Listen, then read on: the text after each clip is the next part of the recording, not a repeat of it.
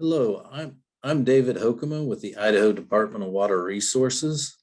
And I've been asked to present to you on drought conditions in Idaho in 2021. And I'll also speak a little bit to the outlook in 2022. So the title of my presentation is Idaho's Exceptional Spring Drought 2021. You'll notice the term exceptional is in dark red. And that term has very specific meaning. Also, the color has very specific meaning to drought discussion. The United States Drought Monitor, which is the official drought map for the United States, shows exceptional levels of drought in dark red.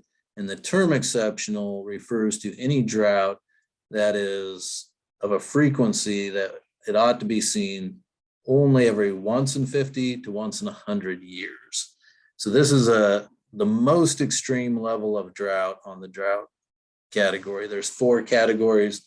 There's moderate drought, severe drought, extreme drought, and then beyond extreme drought is this term exceptional drought. In the picture, we have the Big Wood Reservoir, and this was taken fairly early in the summer when the reservoir began to run out of water. They had 2 years of drought in the Big Lost, Little Wood, and Big Wood rivers systems in those basins. And so as we're discussing the exceptional drought of the spring of 2021, we need to also recognize that there's this long-term drought in the center of the state occurring.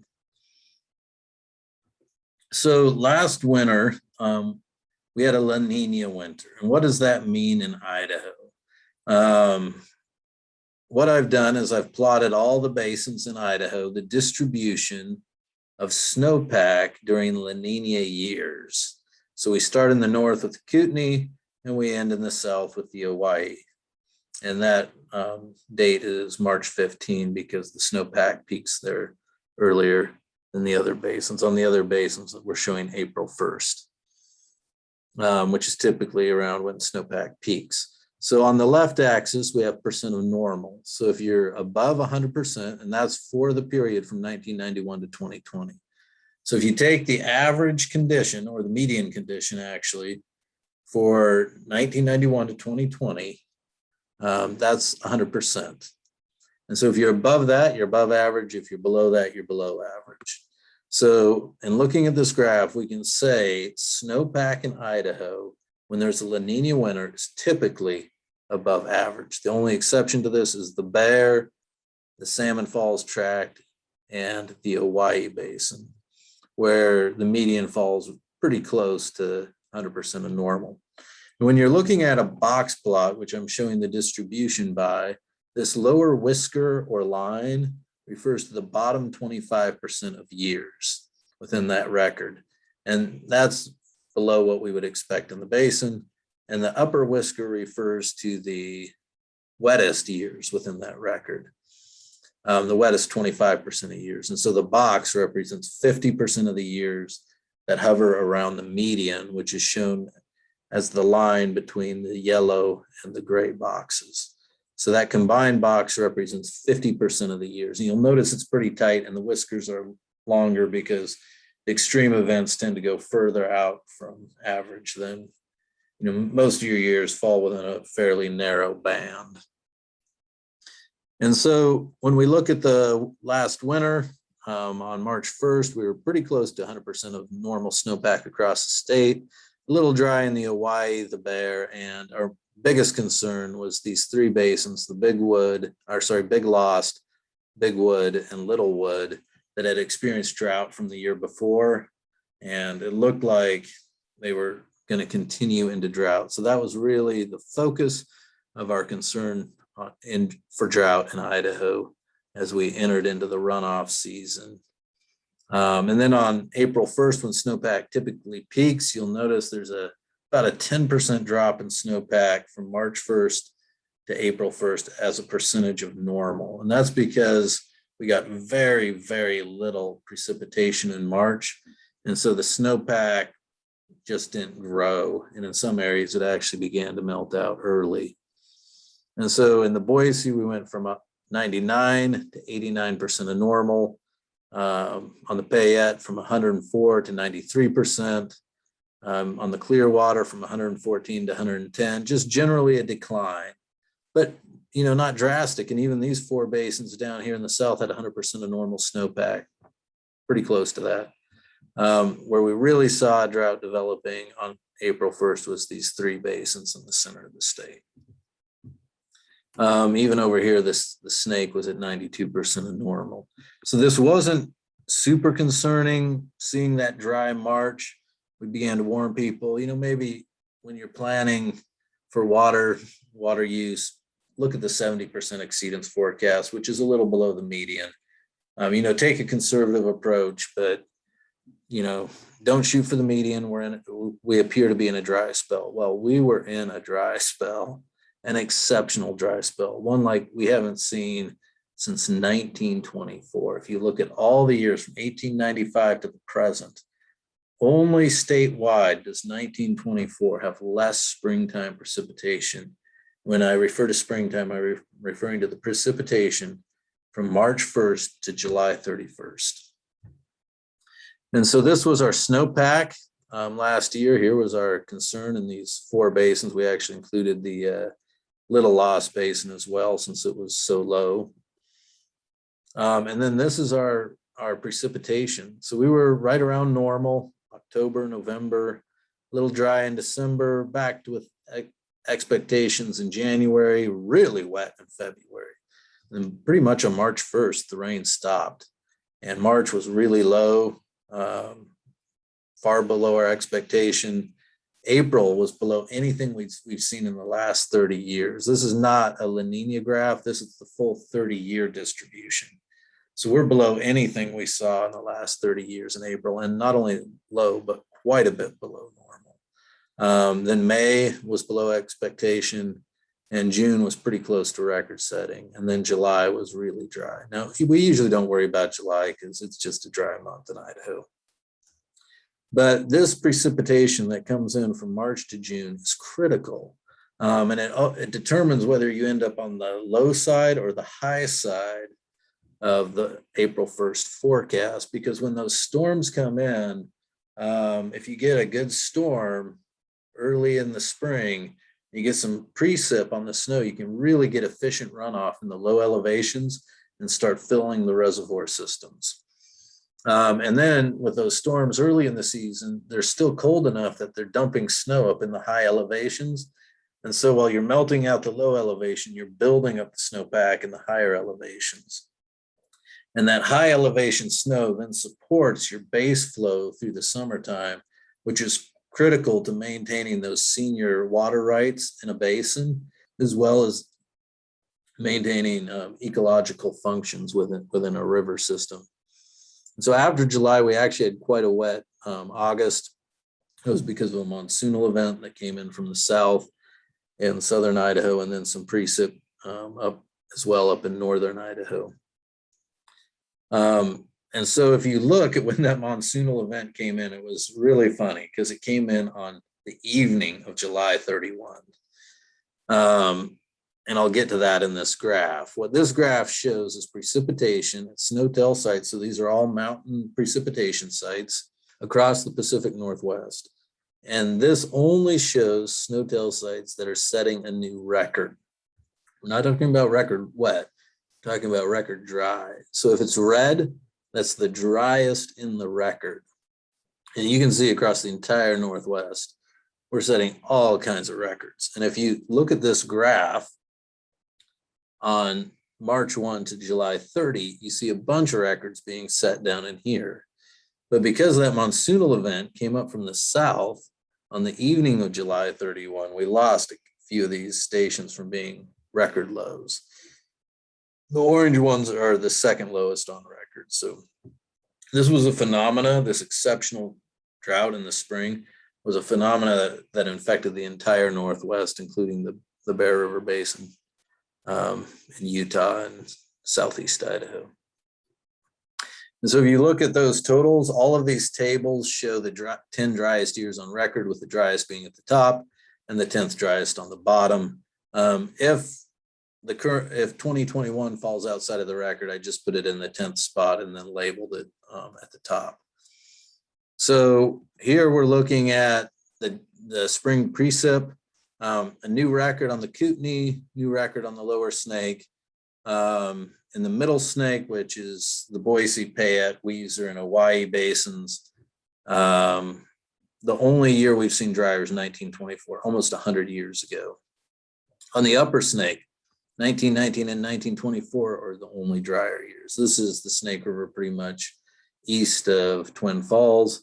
And then on the Bear River, there's only 3 years drier. And again, 1934, 1910, and 1919. I've grayed out all the years beyond 1940 because for the most part, that's beyond living memory. People who are, alive at that time and can remember it well, there's not very many. So this is really the driest spring people have seen. And if you look at these years that are drier, they were all had bad snowpack in the wintertime. In fact, most of these years within the lowest 10 in each of these basins, they're just low snowpack years followed by a low spring precip, which is a common pattern in Idaho. To have this abrupt switch is highly unusual. And not only did we have terrible precip, but to put on top of that, we had the hottest June and July on record across the state. So these are daily average temperatures for the 2 months combined together. And you'll notice we just blew the records out in every basin by 2 to 2.5 degrees. If you look at all the other 10 years, they fall in a really tight category, just a couple, tenths of a degree between them. And then 2021 just took it out of the ballpark. This is what you call a home run in a bad sense for the opposing team. Just took it out. And that really added to the demand, because what happened is we had a good reservoir storage coming into the year. We had a good snowpack. Generally, unless you're in the central part of the state where that was going into its second year of drought, farmers were just planning to get the optimum economic value for their crop mix. They weren't planning for a watertight crop mix. And so what happens is on the Boise River, we haven't got through the full record yet, but we probably hit the lowest priority date on record. Not the lowest stream flow runoff, but because the demand was so high, farmers hadn't planned or they weren't able to adjust their crop mix. They had to call for water. And they had to use as much as they could to get their crops through. And so what happened is that priority got cut really, really low. And so people had to rely on storage, and we pretty much drained out most of the reservoir systems across the state. And when we look at the total precip in the water year, these aren't exceptional drought years anywhere except the central part of the state and along the southern border. We're in some exceptional categories of drought. But, on a basin scale at these 5 large basins, 16th, 10th, 11th, 14th, 11th, those are severe drought years, but they're not this exceptional level. And so if you compare the spring drought to the water year precipitation and you put these into drought categories, you see the spring drought, it was pretty much record setting for most counties across the state, which is what this exceptional drought represents. The exception was Canyon and Ada County and Jefferson County. They were moderate. These weren't even a drought category, just kind of a warning state, drier than normal. But, where the records weren't set, we've got severe drought and extreme drought. So it's better than exceptional, but it's not great. When you look at the total water year, this area that had had the second year of drought really was hit again. And then pretty much across the southern end of the state, and then up in Nez Perce and Lewis County. And so the Camas Prairie and the Palouse region extending into eastern Washington, they got hit really hard. And we've probably seen the lowest yields on record in that area as a percent of, the yield that's expected. And I think that's, increased over the years, but there was such a drastic cut. And I don't think that's occurred. We're doing a little research to see if we can find another drought year like that. But I think they hit their worst drought year on record up in northern Idaho. And what did this really hot and dry conditions do to our runoff forecast? The forecast, and what we're showing here is a distribution not of snowpack, but of runoff. Again, from the Kootenai down to the Hawaii Basin. And again, this distribution is a La Nina distribution plotted against the normal. And so, you know, it follows pretty much the same pattern as the snowpack. You tend to be above normal runoff. But because we were a little bit low, you know, the forecasts were coming in right close to normal or a little below. And with good reservoir carryover, not much concern except in this region. And then all across the state, if you average all the runoff in the basins, it dropped by 25% of normal. That is crazy. I've never seen anything like that. I don't believe that exists in the record anywhere else where the forecast would drop like that. And so we were falling below the 90% exceedance forecast. So typically when the NRCS or the Northwest River Forecast Center or the Colorado Forecast Center for the Bear River, they give out their forecast. They give the median, and they give the high side if it's really wet, which is the 10% exceedance forecast, and the low side, the 90% exceedance forecast for the dry. So you can kind of look at this scale and determine your level of risk. Many of these basins, we fell below the 90% exceedance forecast. So we fell off the forecast map, you could say. And that really, you know, caught people by surprise. And what it did is it basically drained out our reservoir system to make up for the lack of natural flow, natural runoff coming out of the mountains. The kind of good thing, and there's been a lot of report that we're entering into a La Nina year, and a lot of people are excited about that. Actually, I'm not at all excited. And the reason for it is there's a trend that we've seen over the last 30 years on La Nina years, that each successive La Nina year is drier than the one before it. So if you have one La Nina year and it's followed by another La Nina year, that second one is always drier. Well, if you got a record-setting La Nina, it's okay to be drier. You're still going to be above normal. But last year was not exciting. And if we're drier than that, that's not good. And I just want to emphasize this pattern. So I'm going to go through these 4 events where we had consecutive La Ninas. We have 1999, record setting in northern Idaho, you know, pretty high across the rest of the state. Then it was followed by 2000, which came in right at, you know, median, above average across most of the state or right at average. Very similar to our snowpack this year, a little higher, but not too much. And then it was followed by 2001, the lowest in the La Nina record for all basins except Salmon Falls Tract. 2008 to 2009, again, it dropped from really wet to right around average. 2011 to 2012, again, a big drop across the state. And notice in particular, the Bear, the first year, really wet, second year, really dry. Same with Salmon Falls Tract, same with the Bruno, same with the Hawaii. And maybe that's why that distribution tends to span right around normal. The first one being wet and the second being exceptionally dry. I don't know, there's not really enough to tell that, but what we can clearly see is across the state, there's this where the consecutive year is drier than the one before it. If we go back to this one, this is 2011 and 12. The only exception to that is the Kootenai and the Spokane. And then these, the Pend Oreille and the Clearwater were really close. We really start to see that separation occur on the salmon. And then in 2017 and 18, actually the consecutive year was wetter up north, kind of like we saw in the previous one. But once you get to the salmon, 2017 was kind of a record-setting year across the state. That's the snow apocalypse year, followed by 2018, which was, you know, pretty dry, severely dry along the southern border, and around, you know, median or average elsewhere. But you just see this pattern of consecutive years being drier than the one before. And that's really concerning because when you look at this year, this is a first. We now have another consecutive year coming. we're really close to 2000. Are we going to face 2001? You know, we can't get much drier than this and not have significant water shortage problems across the state.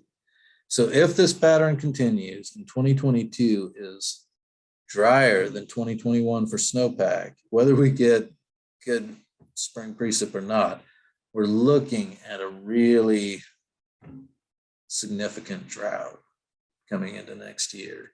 And so I'd like to point out when I'm talking about this trend, I'm not talking about northern Idaho. Northern Idaho is much more strongly correlated to La Nina. When you have a La Nina, you have a good snowpack. It's really strong. And even in this successive sequence, 2 out of the 4 years, it's kind of mixed. So there really is no trend there. But when you get from the Salmon River south, there's a very clear trend that in the last 30 years, when we've had these consecutive La Nina years, the consecutive years are always drier than the preceding year. And I really hope we break it, because we're entering into this year with very little storage. The Snake River's down to 11%, the Boise 24% of capacity. The Payette River's at 48%, and that sounds pretty good when you look at these other numbers, but on the Payette, that's pretty bad. The Payette's an area that typically has an excess of storage water. You know, they typically don't run out of storage. And then the Hawaii, you know, it's down to 10%. So it's going to be, you know, we need a good La Nina winter if we're going to have one. And it looks like we are. We got about an 80% chance of having a La Nina winter. But if this consecutive pattern happens, we're looking at something close to 2001, hopefully not worse. And boy, if we hit that, we're really looking at severe conditions across the state. So I'm hoping the pattern breaks.